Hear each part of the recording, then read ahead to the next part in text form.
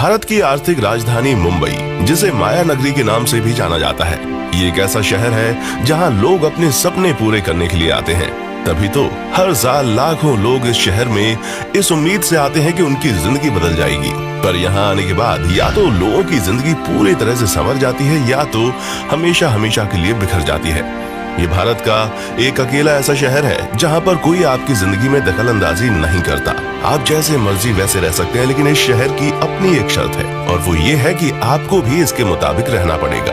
तभी तो लोग अपने आप को मुंबई की लाइफस्टाइल में फिट करने के लिए दिन रात लगे रहते हैं। पर वहीं इन सब चीजों से अलग कुछ लोग ऐसे भी हैं जो देश दुनिया की चिंता छोड़कर अपनी रातें रंगीन करने के लिए मुंबई के उस बदनाम इलाके में पहुंच जाते हैं जिसकी चर्चाएं पूरे भारत में हैं। जी हाँ, आपने बिल्कुल सही समझा, हम कमाठीपुरा की बात कर रहे हैं। मुंबई के इस बदनाम इलाके को आज से कई सालों पहले लाल बाजार के नाम से जाना जाता था, जहाँ पर पहुँचते ही इंसान का ईमान बिगड़ जाता है।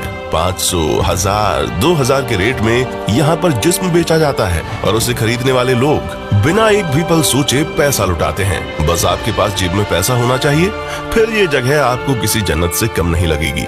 यहाँ पर जिस्म की काला बाजारी इतने भयानक तरीके से होती है कि उसके लिए बाकायदा एजेंट्स भी मौजूद होते हैं, जिन्हें हम आम भाषा में दलाल कहते हैं। अगर आप गलती से भी कमाठीपुरा की गलियों में पहुंच गए तो वहाँ हर कोई आपको अपने पास बुलाएगा, कोई किनारे ले जाकर बात करेगा और कुछ लोग तो हाथ पकड़कर ही आपको अंदर ले जाएंगे। अब इन सब चीजों के बाद आप समझ जाइए कि किसी भी शरीफ इंसान की शराफत किस तरह चुटकियों में तितर बितर हो जाएगी। खैर, इस समय तो फिर भी यहाँ पर आपको गिने चुने लोग ही जाते हुए दिखाई देंगे, क्योंकि जिस्म की काला बाजारी अभी थोड़ी ठंडी पड़ी हुई है। पर एक वक्त हुआ करता था जब यहाँ का बाजार इतना गर्म था कि लोग ना चाहते हुए भी इन बदनाम गलियों में पहुंच जाते थे। तभी तो साल 1992 के वक्त यहाँ पर 45,000 वैश्याएं काम कर दी थीं। लेकिन उसी दौरान जब HIV का संक्रमण बढ़ने लगा, तब धीरे धीरे यहाँ पर जिस्म बेचने वाली वैश्याओं की गिनती कम हो गई। वरना तो लोग इतनी ज्यादा संख्या में यहाँ पहुँचते थे जिसकी कोई हद ही नहीं है। लेकिन HIV का संक्रमण जैसे ही बढ़ा, लोगों के अंदर मौत का डर सताने लगा।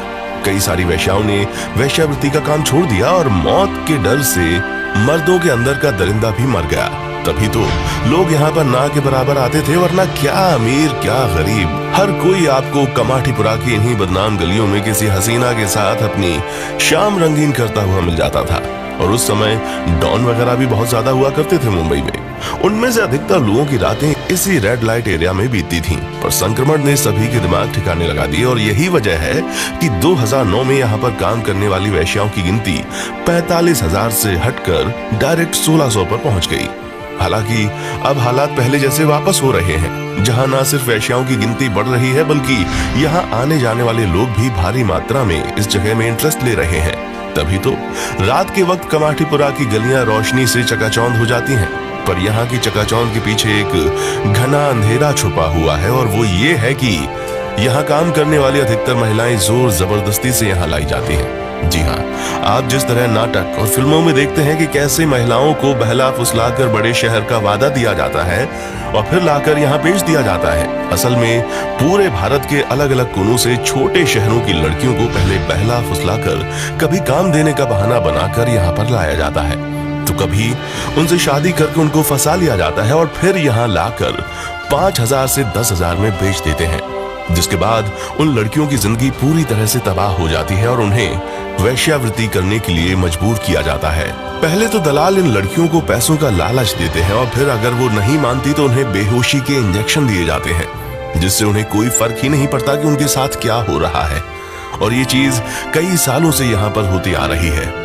हालांकि कई सारे लोगों ने यहाँ पर काम करने वाली वैश्याओं के हित में कई सारे फैसले किए, लेकिन कुछ लोग अभी भी चोरी चुपके इस काम को कर रहे हैं। यानी कि आप समझ लीजिए, अभी भी हजारों की संख्या में ऐसी लड़कियां हैं जिनकी जिंदगी इस तरह के रेड लाइट एरिया पर खराब हो रही है।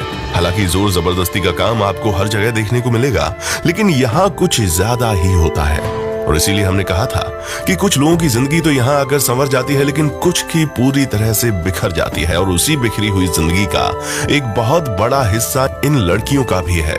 जिन्हें मजबूरन इस तरह की चीजें करनी पड़ती हैं। पर ये चीज अभी की नहीं है, बल्कि कमाठीपुरा का इतिहास अंग्रेजों के समय का है।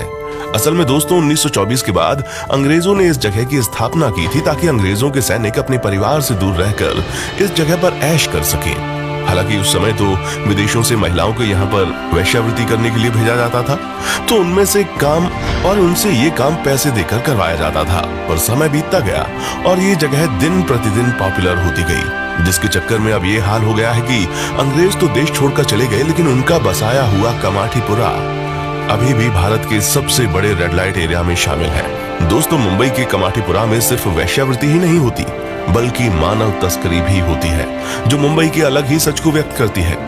वैसे तो इन सब चीजों पर रोक लगाने के लिए सरकार दिलो जान से जुटी हुई है, लेकिन हमें नहीं लगता कि जब तक कमाठीपुरा जाने वाले लोगों की संख्या में कमी नहीं आएगी, तब तक कुछ भी नहीं होने वाला। क्योंकि अब यहाँ पर लड़कियों की संख्या बढ़ने लगी है और कई सारी लड़कियां खुद से इस काम को कर रही हैं, जहाँ इनमें से अधिकतर ऐसी हैं जिन्हें जोर जबरदस्ती से इस काम को करने पर मजबूर किया गया, और ये सब कुछ उनके भविष्य के साथ खिलवाड़ के अलावा कुछ भी नहीं है। अब हमें तो ये पता नहीं कि हमारे देश में इस तरह की जिस्म फरोशी का धंधा कब बंद होगा और कब लोग धोखा देकर मासूम लड़कियों को इस तरह के दलदल में फेंकना छोड़ेंगे।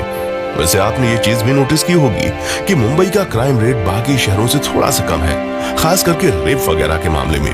और ये चीज इसीलिए है क्योंकि यहाँ पर लोग अपनी रंगीन रातें करने के लिए किसी से जोर जबरदस्ती नहीं करते, बल्कि वो डायरेक्ट मुंबई की बदनाम गलियों में पहुंच जाते हैं। इसीलिए यहाँ पर कमाठीपुरा इतना ज्यादा पॉपुलर है। बाकी आपका इसके बारे में क्या कहना है और आप इन चीजों को किस तरह से देखते हैं, उसके बारे में हमें कमेंट करके जरूर बताइए।